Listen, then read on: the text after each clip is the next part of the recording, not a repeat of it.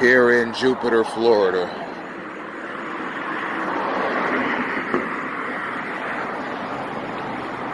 We're right in front of the town of Jupiter water treatment facility at 17403 Central Boulevard.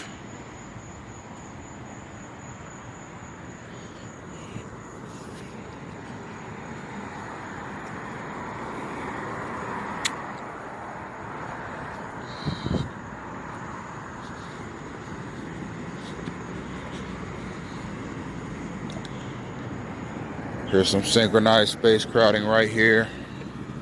Again, a targeted individual's footsteps are timed. His direction is noted. And there are other factors that are taken into consideration when obstructing a targeted individual's space. Those are not coincidences. Those are derivations. The minute I come to a crosswalk or driveway, there just happens to be a car approaching. That is a psychological obstruction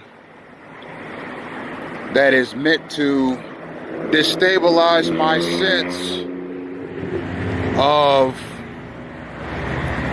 personal space. And notice how these cars always appear right as I'm getting to the intersection. Not back there at the water treatment facility,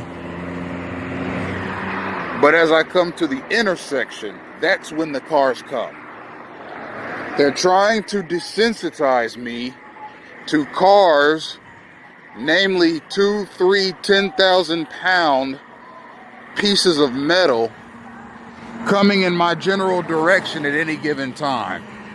They're trying to desensitize me to that. That's called desensitization. They do something to you over and over and over and over again until you become numb to it. But they got the wrong guy. This is systematic, synchronized fascism. And what kind of man would I be if I just dropped my arms and said, okay, I accept this? I don't accept it. Gang-stalking is trash. It's garbage and it's worthless. Furthermore, it's misapplied. A person who has the right connections in whatever intelligence, military, law enforcement, or semi-law enforcement elements orchestrate gang stalking. You know, a person can get placed into this for making the wrong enemy. If your enemy has the kind of connections that it takes to put you in a gang stalking campaign, whether or not you've committed a crime or whether or not you have terrorist ties or tendencies. Now, we just saw today where the Virginia Beach massacre victims' names and faces were released to the general public.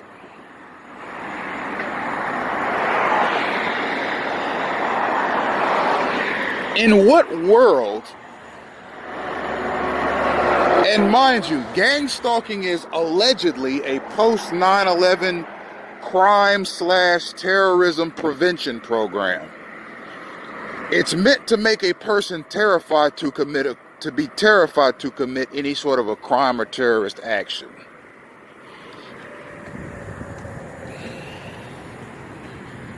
Because of the abundance of police vehicles and semi-law enforcement vehicles, as well as the synchronized obstruction that a targeted individual encounters on a daily basis, it's supposed to make him think he's constantly being watched and constantly being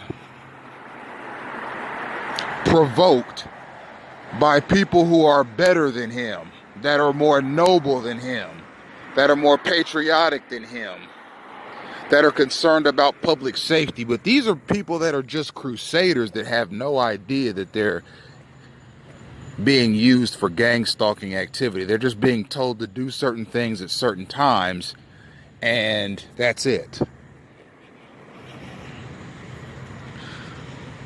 The true mechanisms behind gang stalking are mysterious, and they're supposed to be. That's because the orchestrators of gang stalking, namely the principal gang stalkers, don't want it released. They don't want the public to know what's going on. And that's where the fascist element to this garbage comes into play. Similar programs were run in the 60s and 70s, namely MK Ultra by the CIA and COINTELPRO by the FBI. And you can look those programs up online and check them out. As a matter of fact, you could look at them in the CIA and the FBI's own websites. And those were kept secret too for decades.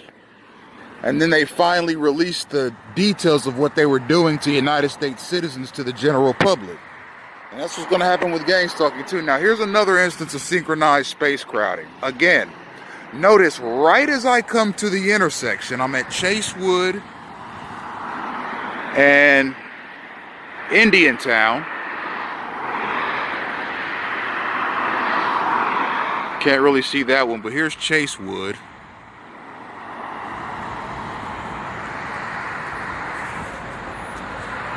Chasewood and Indiantown. Right as I get to the intersection, that white van swerved over in front of me. Notice how his cue didn't come when I was 50 feet back or 100 feet back. His cue came to swerve over into the right lane of the next street as I was approaching.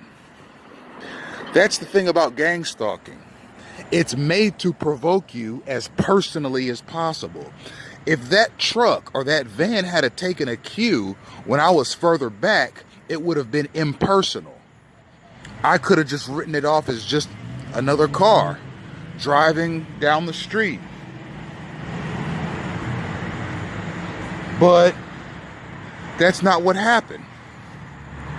As soon as I got to that intersection of Indiantown and Chasewood, that van swerved right over in front of me as soon as I got to the intersection. And we've seen that a couple of times previously. Those are not coincidences, ladies and gentlemen. If something like that happens to you, to the point where it's no longer believable that those are coincidences, they're not. They're derivations.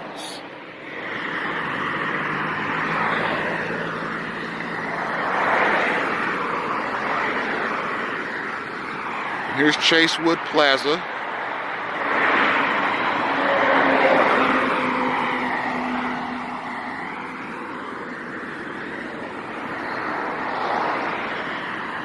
That is called synchronized obstruction of movement. And that was a derivation. That was not a coincidence or just a person that just happened to be where I was. That is a gang stalking tactic. And it is meant to crowd my space and provoke me and annoy me to no end.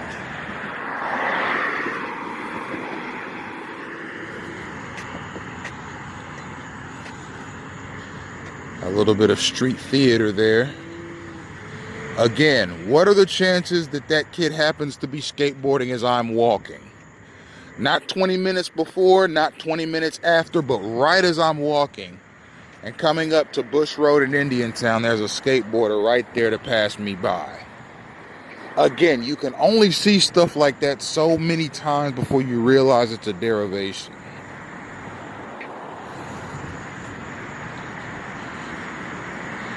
And here's another example of what I'm talking about. See, I'm coming to an intersection, Bush Road in Indiantown, and there's a car coming.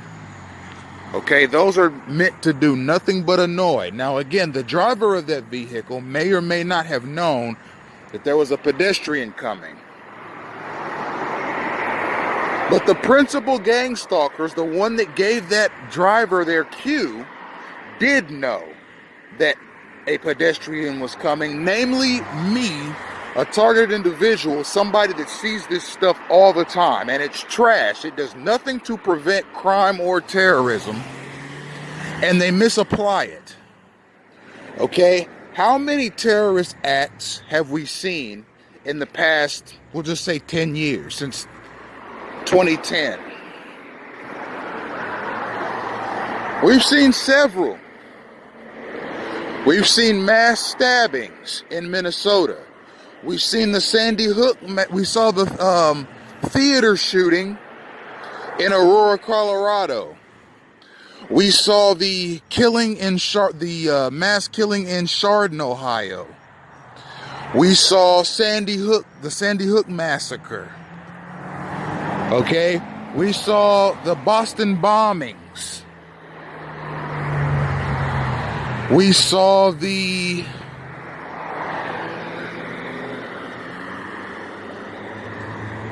Marjorie Stoneman Douglas killings right here in South Florida. We've seen the Virginia Beach killings just a couple of days ago. This gang-stalking mechanism is supposed to be a preventative measure against terrorism and crimes. But it doesn't do anything but invade the privacy of and provoke citizens who are not even likely to commit crimes under any reasonable or credible standards. Meanwhile, hundreds of people right here in the United States are getting killed left and right by real terrorists, psychopaths and murderers that should have been watched a little more closely themselves.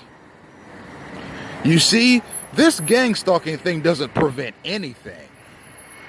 It doesn't impede anything except a person's movements when they're trying to walk down the sidewalk. It's a post 9/11 program. Okay, more synchronized space crowding. Again, I come to an intersection, there just happens to be something or someone coming to cut me off. That is synchronized obstruction of movement.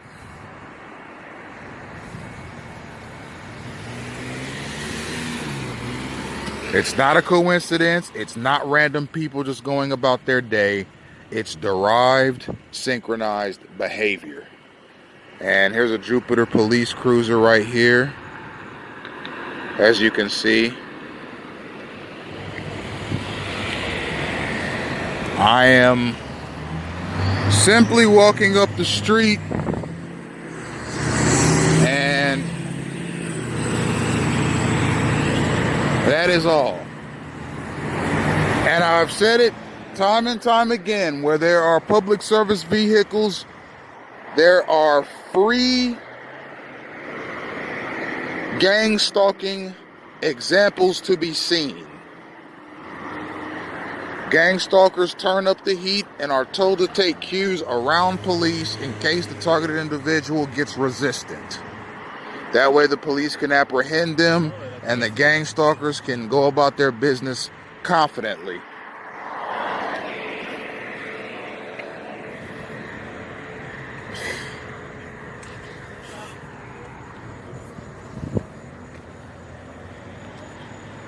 I'll say it again. When you see something happen enough in a specified period of time, they at some point cease to become coincidences but derivations. And that's what I'm experiencing, is derivations.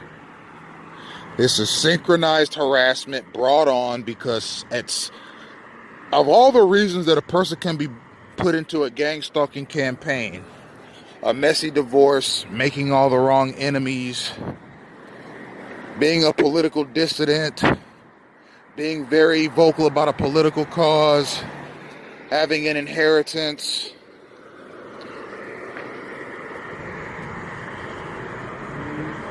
etc., etc. And there are several. The two that seem to apply to me is making the wrong enemy and having an inheritance. I have made several enemies in my life. And I was told back in October of 2018 that I had an inheritance through my maternal grandfather, who left it to me through my maternal grandmother. My maternal grandfather has since passed away. He passed away in 2005 at the age of 86. And my grandmother is still alive and kicking at 91 years old. She'll be 92 in July. Excuse me, she's 92 now and will be 93 in July. And she's in phenomenal shape for a woman in her age. And I wish her the best of health and a long life. As I do anybody, I'm not the kind of person that wishes ill or anything like that on anyone else. I'm too busy focusing on my daily movements, my personal disposition, and my own routine to be sitting around wishing harm on other people. That's just not me. It's not my style. It's not my program. And I've just never been that way. I have enough going on with myself and enough to do with myself than to sit around and contemplate horrible things happening to other people. That's just not me.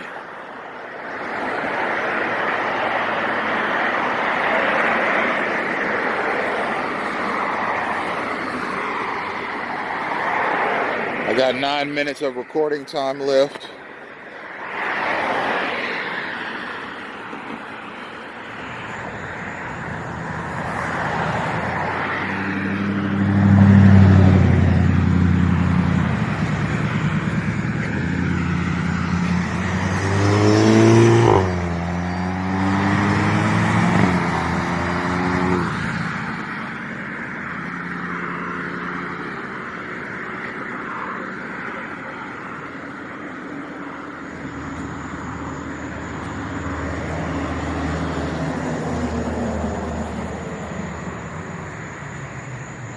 I wanted to get the Jupiter police vehicle on camera back there to illustrate that an abundance of public service vehicles up to and including police vehicles are something that a targeted individual sees often. Now, why? I've speculated as to why that is, but it's difficult to say. I mean, who really knows what causes a person to see the same kind of vehicles over and over? It might have something to do with the stoplights. Maybe the stoplights are being tampered with to where a targeted individual's location in relation to the nearest police cars and other public service vehicles are traveling. For example, if I'm supposed to see a police cruiser on my way to Delaware and Indian Creek, maybe there's a police cruiser a mile back that I may or may not see on my way. No. Let's change it. Let's say that there's a police cruiser 10 miles back that I may or may not see on my way, but the principal gang stalkers, the orchestrators, want me to see that cruiser. They have the kinds of connections and resources to where they can stop lights from turning red when they normally would, to guarantee that I see that police cruiser on my way to this bus stop that I'm going to on Delaware and Indiantown Road.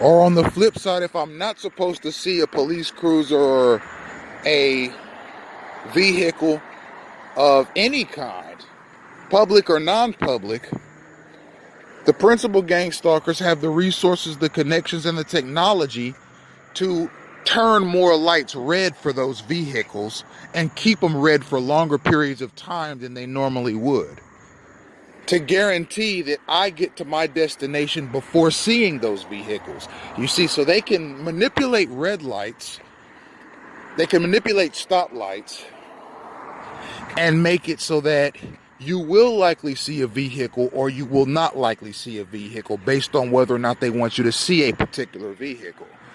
But that's the conclusion I've come to, is that it's all in the stoplights and crosswalk lights. Those things can be very easily hacked and tampered with.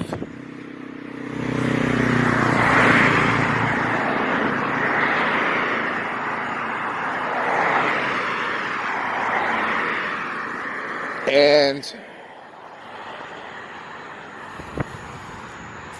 they can be very easily manipulated depending on what the principal gang stalkers want you to see.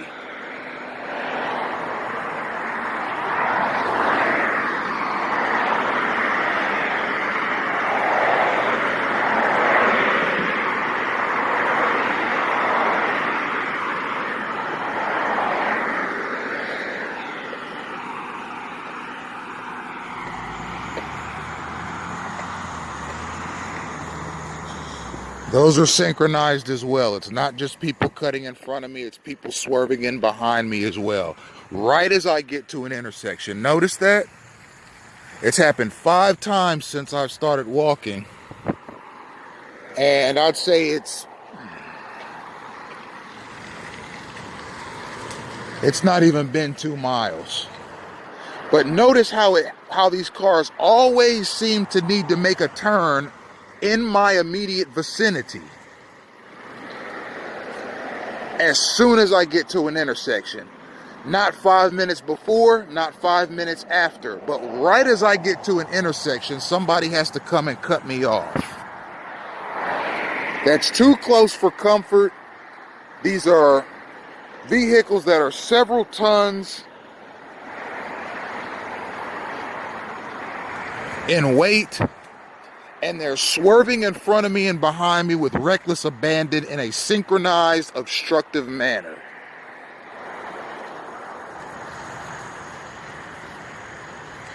It's annoying, it's dangerous, it's unnecessary, it's illegal. I don't care what military commanders or what Pentagon people or what intelligence officers think that this is a good program. It's not. And it probably snuck through Congress. The taxpayers are definitely paying for gang stalking as an alleged preventative measure for crime and terrorism. But as you can see in the news, it doesn't prevent anything. And did you hear that scream that just came out of that car up yonder? That was street theater. They wanted to see me jump. But nothing they do surprises me, nothing they do scares me. I've seen the depths of human invention with this gang stalking mechanism. It's not even clever or innovative. It's just get a bunch of strangers to do certain gestures and movements and take certain cues based on a targeted person's location and direction.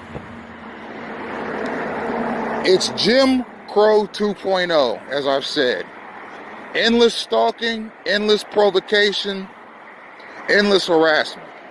Just like they used to do in the Jim Crow South to African Americans and Caucasian Americans that supported the African American cause. That's all it is. It's the Knights of the Ku Klux Klan riding again.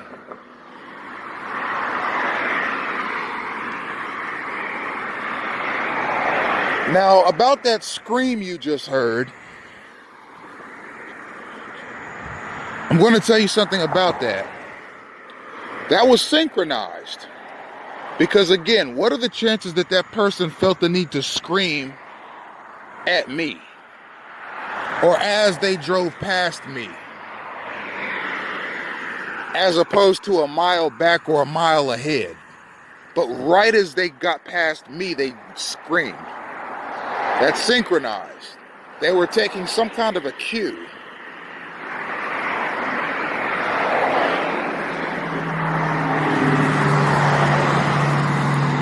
"45 seconds of recording time left. I'm almost at my destination at Indiantown and Delaware Road.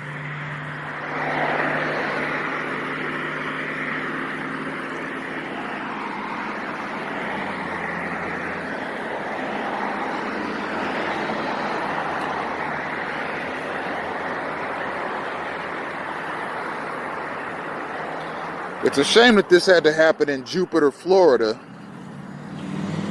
I've always wanted to visit Jupiter, and now that I'm here, I'm really enamored at the town. I like the small town feel. But there was so much gang-stalking